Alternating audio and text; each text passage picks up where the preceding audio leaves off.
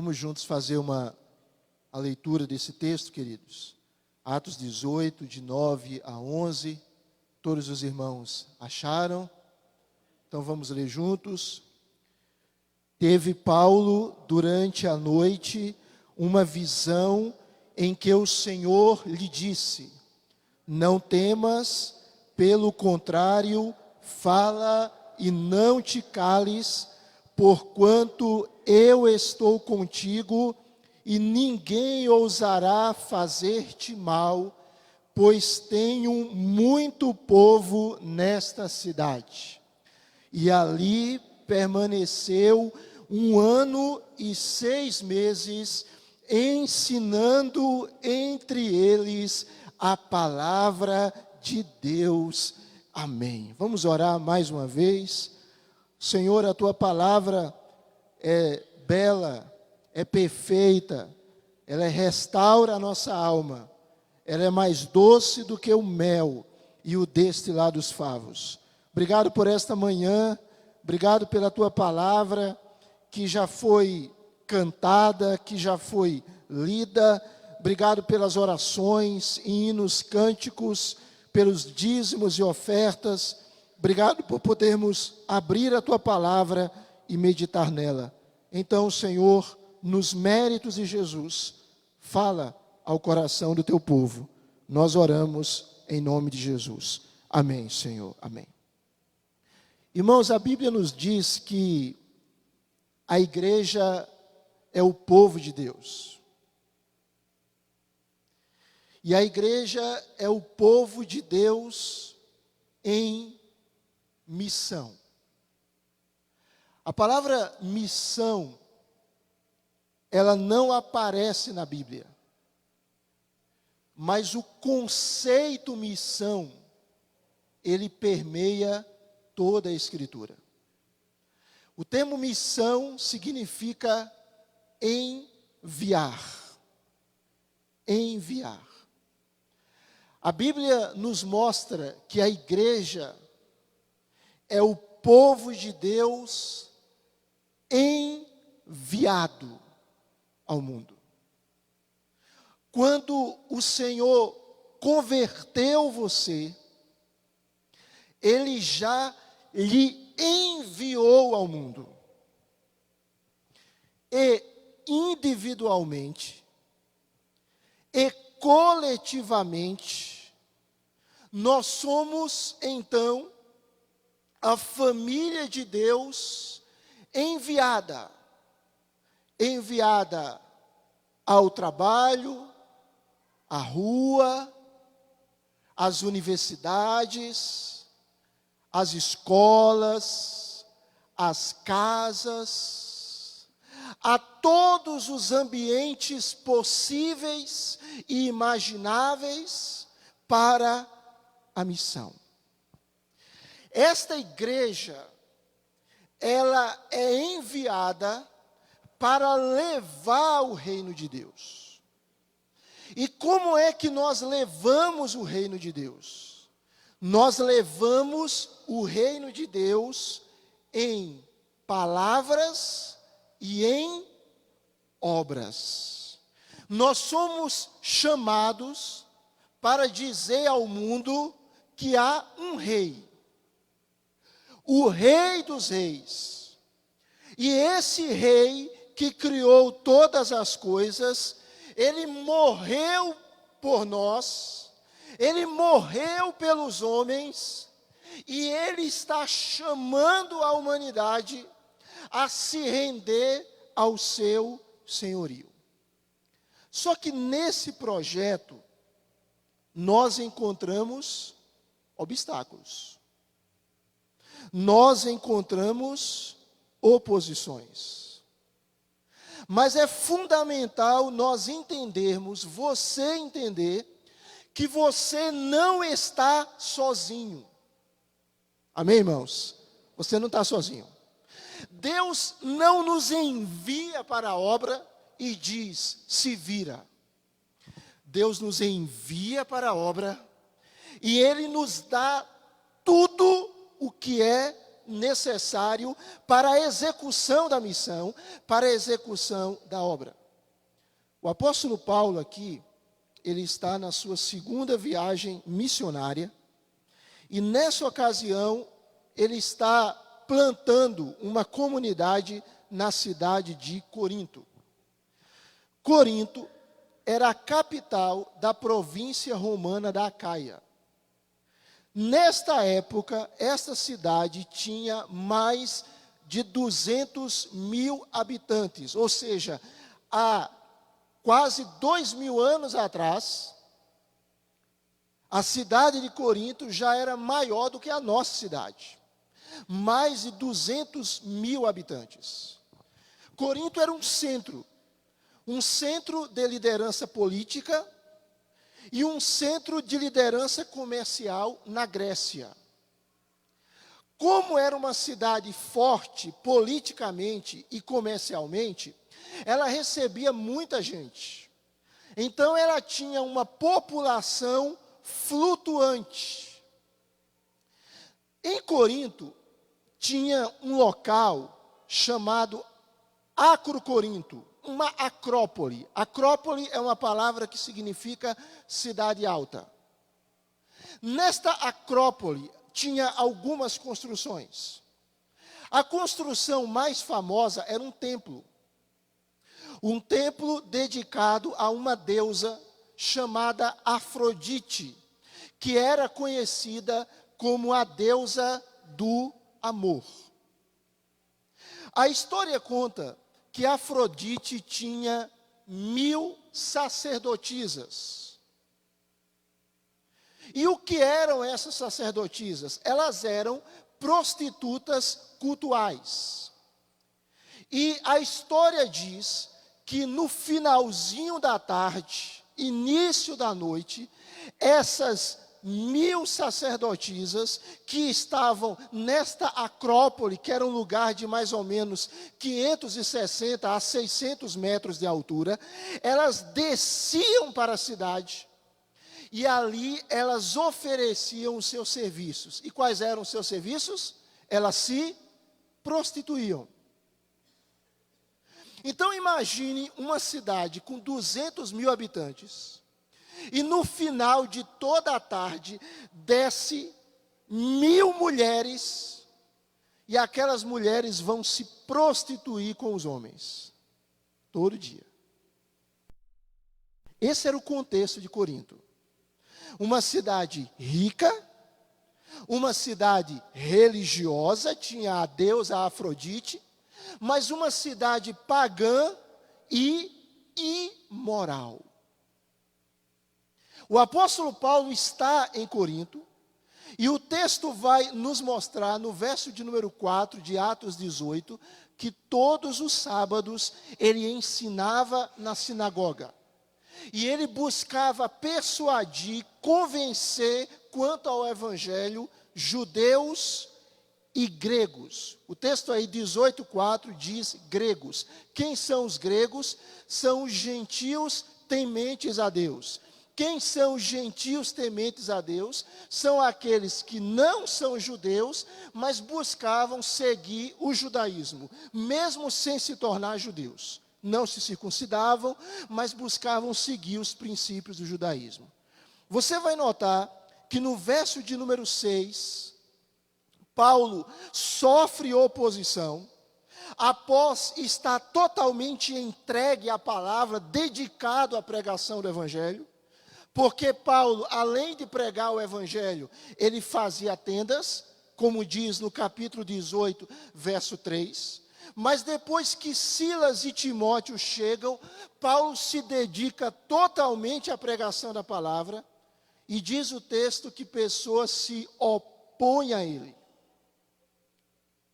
E diante da oposição, Paulo os responsabiliza os seus oponentes por blasfemarem a Cristo, por rejeitarem a mensagem de Cristo, e ele decide ir para os gentios. Ele tem um plano. Eu vou para os gentios. Paulo já tinha sofrido em Tessalônica, e em Bereia, Atos 17. Ele já tinha sofrido oposição. E aqui ele tem um projeto de sair de Corinto e ir para os gentios, ir para outros povos. Mas nesse íntere, Paulo tem uma visão. Foi o texto que nós lemos. Se você lê Atos, Atos registra 6 visões do apóstolo Paulo. Aqui é a terceira visão de Paulo. E nesta, Deus o encoraja para a missão. E é sobre isso que eu quero falar com os irmãos. Encorajado por Deus para a missão. Você e eu temos uma missão. Você e eu não estamos aqui nessa terra passando tempo, porque Deus não desperdiça dias. Então, se Deus mantém a minha vida e a sua vida aqui, é porque Ele tem um propósito para você aqui. Ele tem um objetivo para a sua vida aqui. E Ele quer que você e eu usemos bem os dias que Ele nos dá aqui. E Paulo, então, ele encoraja, Deus, então, ele encoraja Paulo para a missão. E como é que Deus faz isso? Como é que Deus encoraja o apóstolo? Como é que Deus encoraja a mim e a você, que vivemos numa sociedade pluralista, numa sociedade em que cada um diz que tem a sua verdade, numa sociedade pós-moderna, numa sociedade que se opõe ao conceito de verdade absoluta, numa sociedade confusa e plural, numa sociedade que se opõe ao Evangelho. Porque mesmo aqueles ambientes que se dizem laicos, na verdade, eles têm uma religião. E a religião deles se chama secularismo. Ou seja, Deus não está aqui. Deixe Deus fora daqui. Não mencione Deus. Resuma Deus aos templos nos domingos. O que é isso? Isso é secularismo. O que é isso? É uma expressão religiosa. Como dizia Calvino, o homem é incuravelmente religioso. Nós vamos sempre ser religiosos, mesmo que a gente tenha que adorar a nós mesmos, mas nós sempre vamos adorar. Como é que eu e você somos encorajados por Deus a vivermos o Evangelho e a anunciarmos o Evangelho nesse mundo difícil? Corinto era difícil. O nosso mundo é difícil. Mas assim como Deus teve palavras para Paulo, Deus tem palavras para mim e para você. E Deus encoraja Paulo. E encoraja primeiro dando uma ordem, no verso de número 9. E Deus traz uma ordem, e a ordem consistia de 2 partes. Primeiro, Deus diz para Paulo: não tenha medo, Paulo. Não tenha medo. Paulo, não temas. Por quê? Porque a perseguição produz medo. Não é verdade? Você vai falar para alguém, e às vezes a pessoa nem lhe persegue, mas ela pode dizer: não me fale sobre isso não. Você é fanático. Você é retrógrado. Não me fale sobre religião. E a gente pode ficar inibido. A perseguição produz medo. A rejeição pode produzir medo. Paulo aqui, irmãos, ele já tinha levado surras, literalmente, por causa do Evangelho. Mas o que é que Deus diz para ele? Não tenha medo. Ele já tinha sido apedrejado em Listra, ele já tinha sido açoitado em Filipos, ele podia ser tentado a recuar, mas Deus disse para ele: não tenha medo. E Deus diz para mim e para você hoje: não tenha medo. Não tenha medo de ser crente. Não tenha medo de dizer: eu sou cristão. Não tenha medo de dizer: eu creio na Bíblia. Não tenha medo de professar, de confessar e de anunciar a sua fé. Não tenha medo. Porque o Deus do universo, que tem controle sobre a minha vida e sobre a sua vida, Ele está dizendo, não tenha medo. Certa vez, Jesus disse, não tema aqueles que podem matar o corpo. Não tenha medo deles.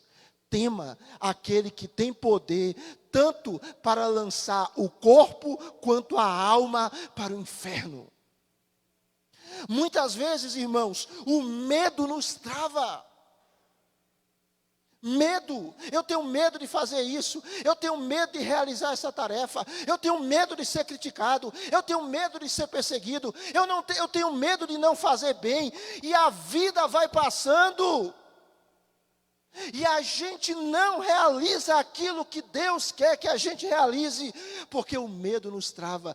Deus está dizendo para você, não tenha medo. Não tenha medo. E Deus diz para o apóstolo Paulo que ele deveria continuar anunciando o evangelho. Ao invés de ter medo da oposição, ele precisava falar. Diz o texto no verso 9: fala e não te cales. Fala e não te cales. A pregação, ela tem que prosseguir. Graças a Deus nós temos liberdade religiosa no Brasil. Mas a gente não sabe se essa liberdade vai durar continuamente. Esperamos que sim. Mas independentemente disso, de alguma forma, você como cristão é perseguido, não é verdade? Não é? Por exemplo, existem profissionais, vou usar essa expressão, de diferentes áreas que se corrompem. Mas, por exemplo, se alguém chega e diz assim, eu sou pastor, algumas pessoas, por causa de maus exemplos de outros, acham que aquela pessoa que é pastor, necessariamente é ladrão. Não é? Às vezes você vê N manifestações estranhas, religiosas, e o que alguns setores da sociedade dizem? Isso é cultura. Mas se for falar de Bíblia e do Evangelho, isso é o quê? Isso é imposição religiosa, isso é fanatismo, isso é doutrinação, o Estado é laico, não pode. O que é isso? É uma forma de perseguição.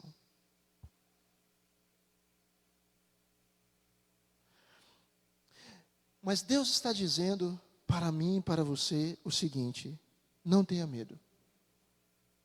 Continue firme. Mas Deus traz uma outra palavra de encorajamento a Paulo, que está no verso 10, irmãos. Deus encoraja a Paulo não apenas dando uma orientação clara, ele não deveria temer, ele não deveria ter medo, e eu me lembro do Salmo 46, quando o salmista diz, Deus é o nosso refúgio e fortaleza, socorro bem presente nas tribulações. Se Deus é isso, e Ele é, o salmista diz no verso 2, portanto, não temeremos. Mas no verso de número 10, Deus agora traz a Paulo a segurança de que ele estava presente e que ele iria proteger o apóstolo. Deus o encoraja com a sua presença e com a sua proteção. Verso de número 10, o Senhor diz, porquanto eu estou contigo, e ninguém ousará fazer-te mal.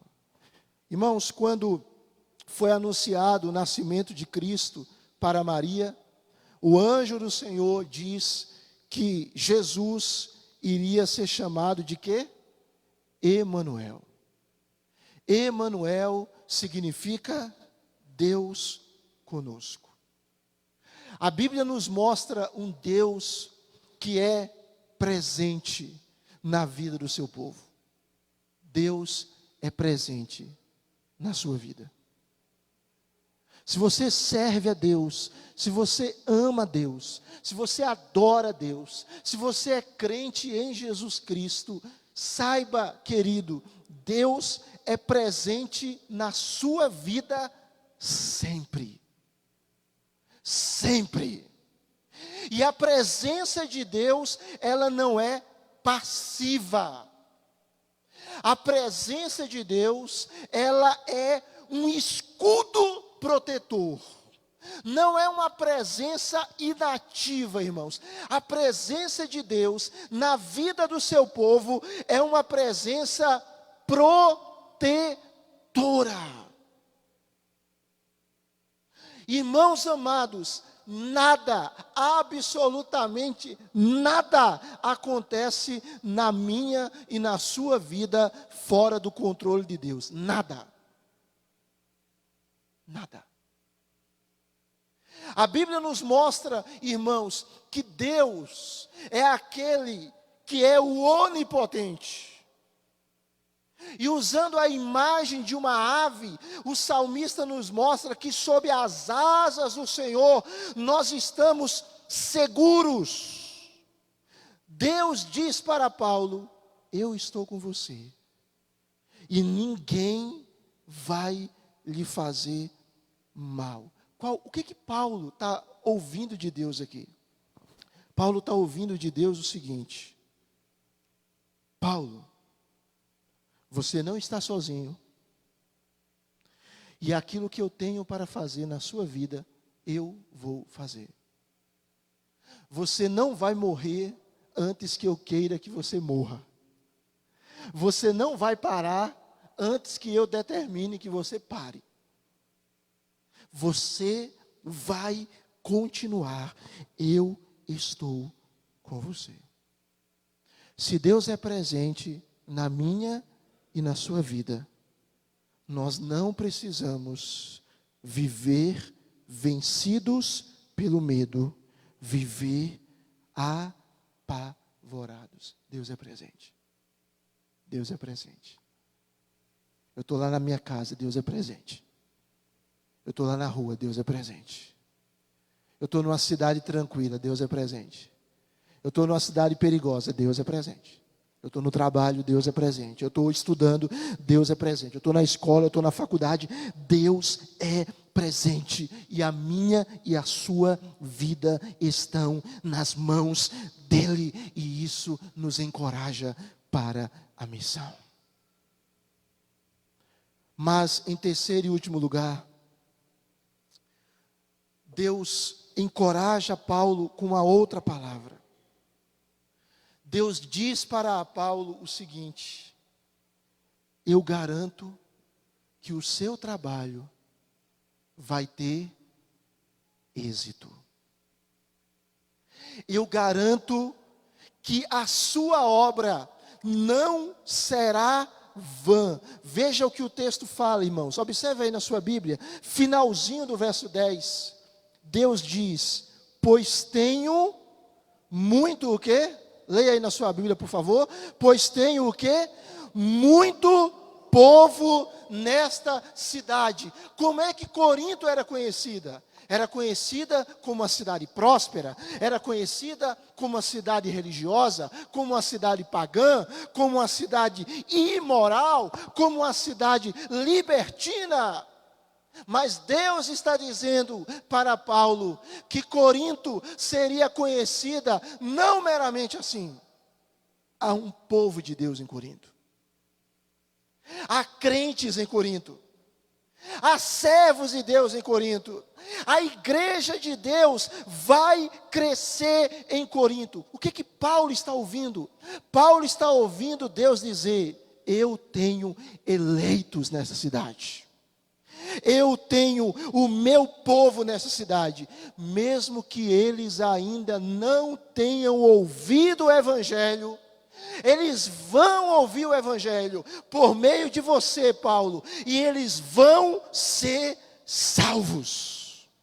Há um Deus, irmãos, há um Deus que elege o seu povo, e esse Deus que elege o seu povo, Ele estabelece os fins e os meios.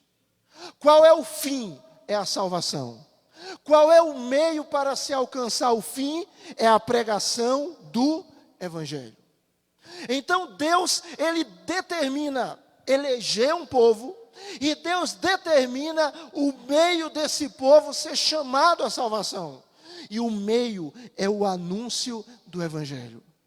Deus está dizendo para o apóstolo: eu tenho gente nessa cidade, e essa minha gente nessa cidade precisa ouvir o Evangelho para que sejam salvos.